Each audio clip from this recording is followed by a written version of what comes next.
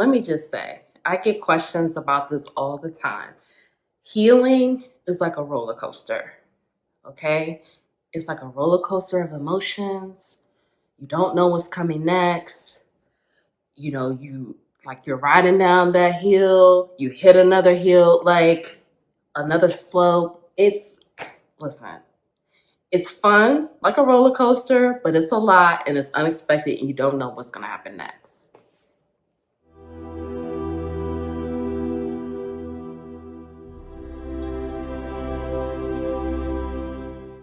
Hi, everyone. Thank you so much for being here. I am Nicole. Welcome to the Divine Healing with Love channel. Thank you. Welcome to the new subscribers. Thank you for being here. Thank you for joining the capital LOVE tribe. Thank you so much. So let's get right into this video.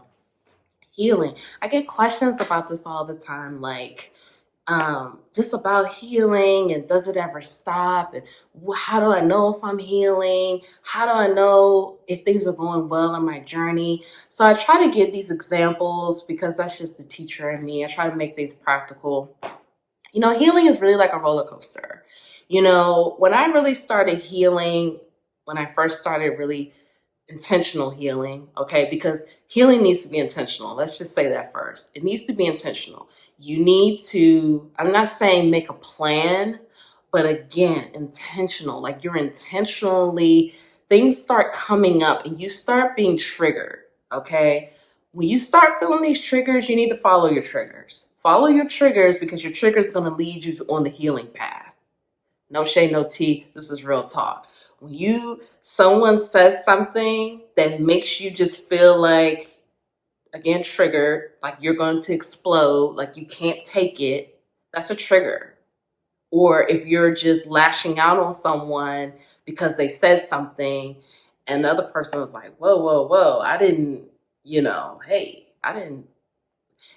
that's a trigger. I've had those moments where I completely just, someone said something and I just went, I lashed out. I went in and they were like, hey. And I was like, my bad. I'm sorry. But I was triggered because that was pain and needed to be healed. So, you really have to follow those triggers. But once you get on the healing path, you really start setting intentions. Like when you start to really dig into your triggers, like maybe you have a trigger with abandonment or fear of rejection.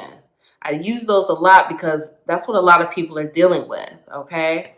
So, you may have a trigger with that. So you have to follow it to heal it. Now, let's just say you have a fear of abandonment. Let's just say that. Like for me, I have a fear of abandonment. Now, for me, this was weird for me because I grew up in a household with two parents and I was like, how do I have why do I have an abandonment wound? I mean, it was very puzzling for me. And it took me a while. First of all, I didn't even want to accept that I had an abandonment wound because, again, I was like, I grew up in a house with two parents. This makes no sense. But I had to really go in. And when I say go in, I had to meditate and really get the answers for how I had this abandonment wound. Because, again, and the 3D perspective and the logical mind, this made no sense to me. So once I started pulling back the layers, and how I did this, I used tarot. That was one thing I used. But I also used meditation to get the answers. So once I realized my abandonment wound was not just this lifetime, because I said this in another video before that, I subscribe, this is Nicole's wisdom myself, I subscribe to the belief that we are spiritual beings having a human experience. We exist in many star systems, we exist on many timelines, many lifetimes we've had. That's my personal opinion. So I started realizing that this abandonment wound was from other lifetimes, but it also things had happened in this lifetime. When I was younger, my uncle passed away when I was like 6 years old, and he and I, we had this special bond, special connection. And it took me a long time to get over his death. I mean, it took me probably 8 years. It was and I was 6 years old, and I remember this like this was yesterday. I was crushed when he died, like devastated. I was devastated at the funeral. Like I said, it was either 5 or 6. It was just completely heartbreaking. And now this uncle is actually one of my main spirit guides, ancestors. So, we've had this special connection, but that abandonment wound started with him this lifetime. I felt abandoned by him when he died. And I did not know that until I dug into my meditation and really started getting the answers. So when I started intentionally healing this wound of abandonment, once I was able to get the answers, because again, I could get very logical. Although I'm very spiritual, I get very stuck in my head and like, this doesn't make sense to me, going through all of that. So once I started understanding, then I can intentionally heal it. Because once you have the awareness is key. When you have the awareness as to what's going on, then you can heal it. Then you can make the change. So I started healing the abandonment wound, and I thought that I had finished healing it. Then something would happen a month later, and I would get triggered, and I would be like, well, I thought I healed that. Why am I coming back here? Just like the roller coaster reference. You think the ride is over and then you go down another slope. You think you're coming in and like, okay, this is done. I had fun, but here goes another twist and turn. Like, that's what healing looks like. It never ends. You will literally, like, if I could draw an example of healing, hopefully I'll find a video to post in. It's like this. Like, it looks like this. Like, it's not a straight line. It's not linear. It's not like you're healing and you're just going to continue to go up. Like, that's not how it works. I thought that's how it worked when I first started healing. And then when I had the confirmation from listening to other videos or whatever, and people were like, yeah, this is what healing looks like. Like, it's all over the place. Like, one day, you're feeling like, oh, I'm over that. I'm good. Then a week later, something could trigger you and you're like, now I have to go back in and do some more healing around that. Now, this is not to say that you won't make progress, okay? You will make progress, but you just need to know the healing is ongoing. It does not stop and it doesn't end, and it's okay.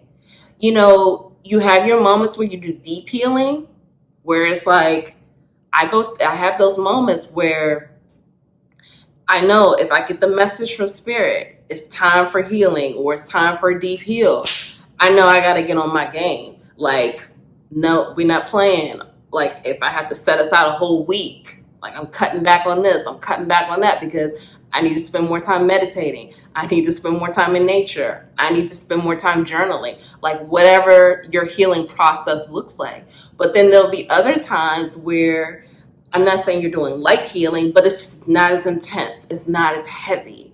Like, for example, 2020. Now we're in 2021 when I'm filming this, but 2020, when we got to, I believe it was October, and it was like a bunch of retrogrades astrologically. I'm not exactly sure. I'm not an astrologer.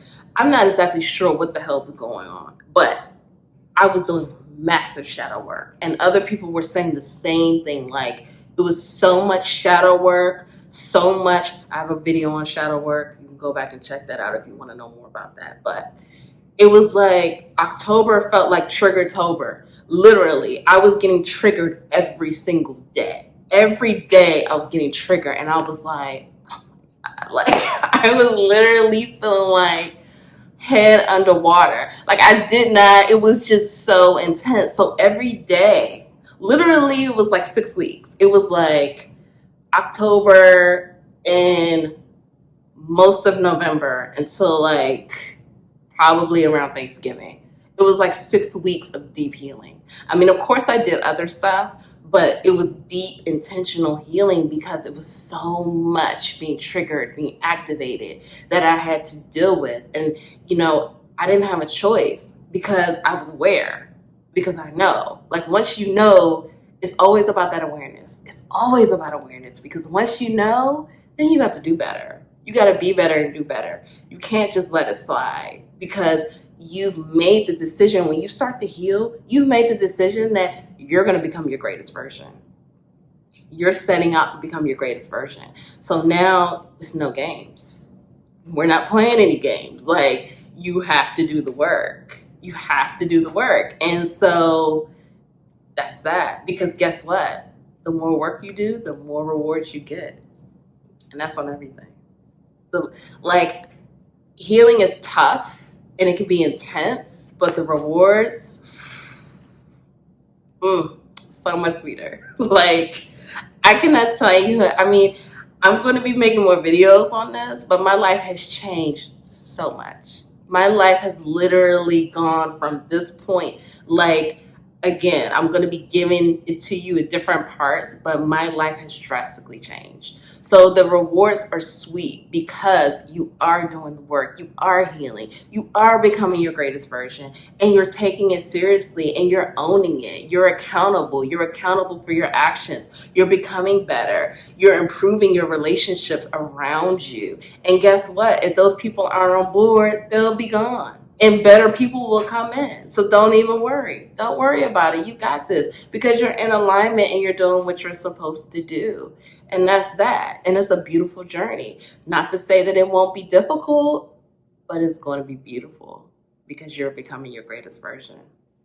So if no one told you they love you today, I love you. Thank you so much. Comment below. Let me know how this video resonated for you. Are you healing? Are you doing intentional healing? Like, what are some of the wounds that you've been facing? I'm going to be doing a video about fear of rejection and just other wounds that are, you know, my fears, and I'm sure your fears as well. A lot of us have the same type of fears because we're all connected. We're collective. We are all connected. Whether we know it or not, we are all connected. So I love you so much. Thank you for tuning in. Please like the video. Please share the video. Share the love. Share the healing. I will see you in the next video. Thank you so much. Bye.